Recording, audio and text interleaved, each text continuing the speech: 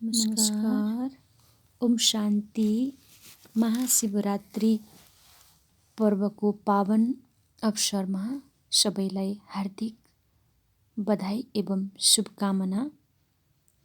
यस पर्वको व्रत उपवासको बारेमा छोटो चर्चा गर्न गइरहेको छु। हामीहरूले कसरी मनाइन्छ शिवरात्रि पर्व र हामी जागरण पनि गर्छौं र जागरण त गर्छौं, तर कोही मनुष्यले विशेष महत्त्व दिन्छन्। व्रत नियम उपवास धेरै श्रद्धापूर्वक गर्छन्, सारा दिनमा उपवास राख्छन्।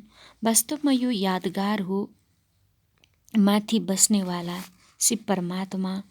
शिव परमात्मा यो संसारमा अवतरित हुनुहुन्छ, जन्म लिनुहुन्न, अवतरण हुनुहुन्छ। यसैले भक्तिमा पनि धेरै सुन्दर यादगार छ। जब हामी पनि शिव मन्दिरमा जान्छौं या शिवको मन्दिर मनुष्यले बनाउँछन् त शिवलिङ्गको स्थापना गर्नको लागि या शिवलिङ्गको प्राण प्रतिष्ठानको लागि शिवलिङ्ग द्वारबाट ल्याइँदैन, माथिको गुम्बज लगाउँदैनन् र शिवलिङ्ग तल झार्छन्। बाँकी सबै देवी देवताको द्वारबाट ल्याउँछन्। कति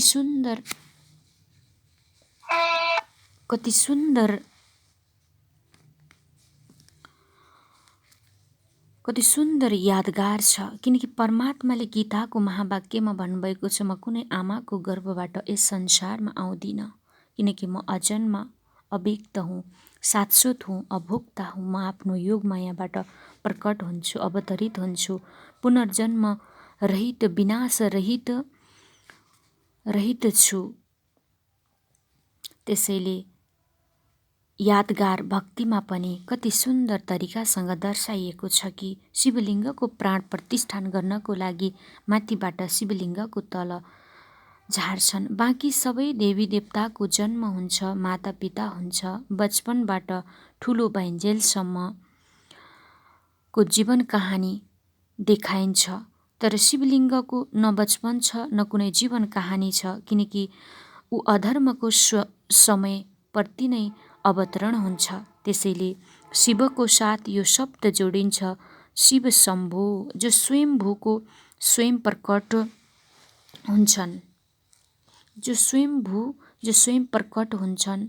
यसैले शिवलिङ्गको माथिबाट झार्छन् र ज्योतिर्लिङ्ग भन्छन्।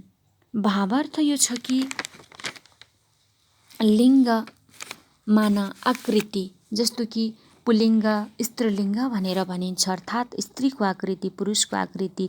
ठिक यसै सन्दर्भमा ज्योतिर्लिङ्गम, जो ज्योतिको आकृति यस संसारमा अवतरित हुन्छ। तब देवताको पनि देवता महादेव उनलाई भनिन्छ, जसको पूजा सबै देवी देवताले गर्छन्। साथसाथै शिवलिङ्गको जति पनि मन्दिर छ, 12 ज्योतिर्लिङ्ग छ, आज पनि हिन्दूहरूले तीर्थस्थानको रूपमा मान्छन्, जहाँ मन्दिर सबभन्दा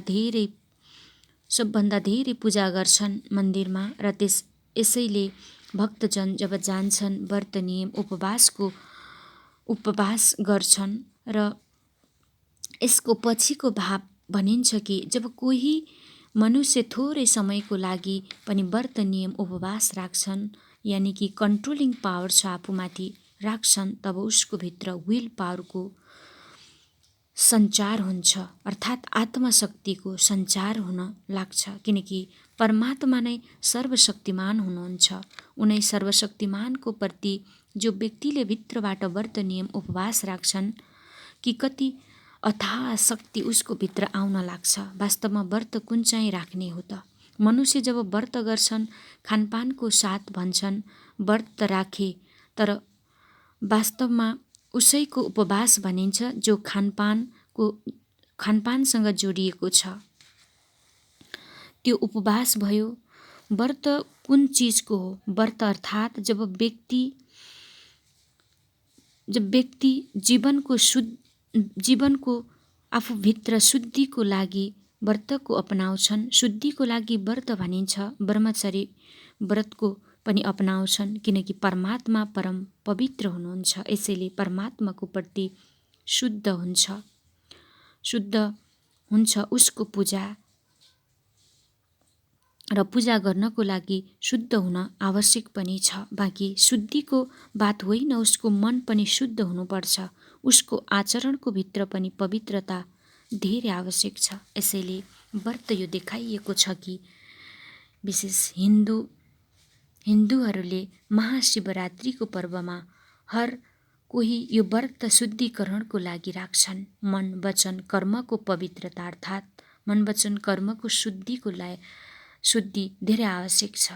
जसको जीवनको भित्र व्यवहार शुद्धि आउन लाग्छ, कर्मको शुद्धिकरण हुन लाग्छ। दोस्रो नियम अर्थात् जब व्यक्ति आफ्नो जीवनको भित्र कुनै पनि प्रकार नियम अब्जर्भ गर्छन्, अर्थात् जस्तै बिहान सबेरै छिटो उठ्नु छ, यो नियम हो।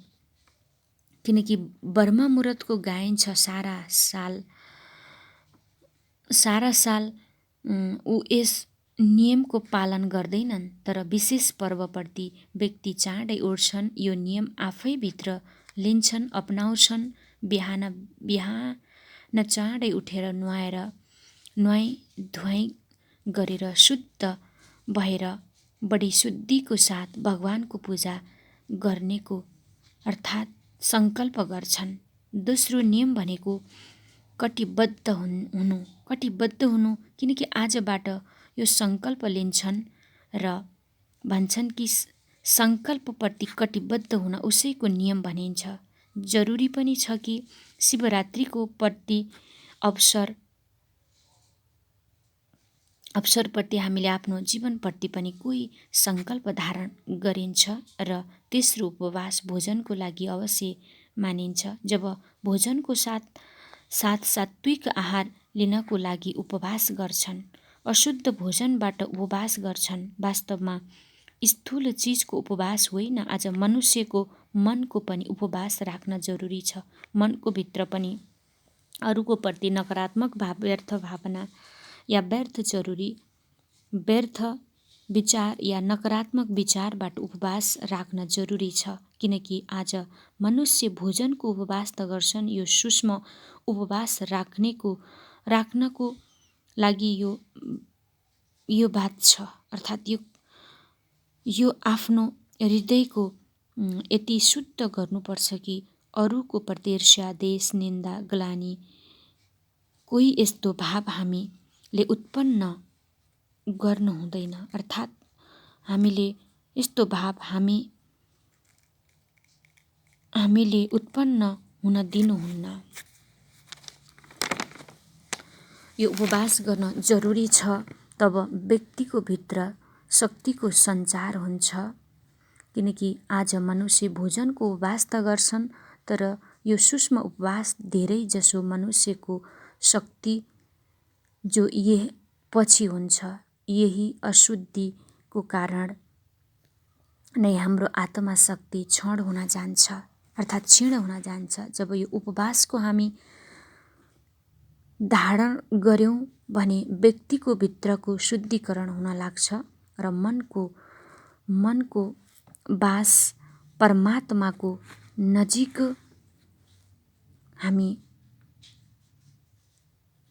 गर्न सक्छौं, अर्थात् नजिक पुग्न सक्छौं।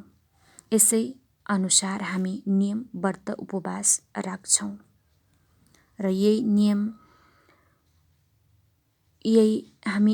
नियम, व्रत, उपवास राखेर नै शिवरात्रिलाई साकार पनि पार्छौं। ओम शान्ति, ओम शान्ति, ओम शान्ति। हजुरहरूको जीवन सदा सुखमय, खुशीमय, शान्तिमय, प्रेममय, आनन्दमय, शक्तिमय, पवित्रमय को कामना सहित बिदा हुन्न चाहन्छु। नमस्कार। ओम शान्ति।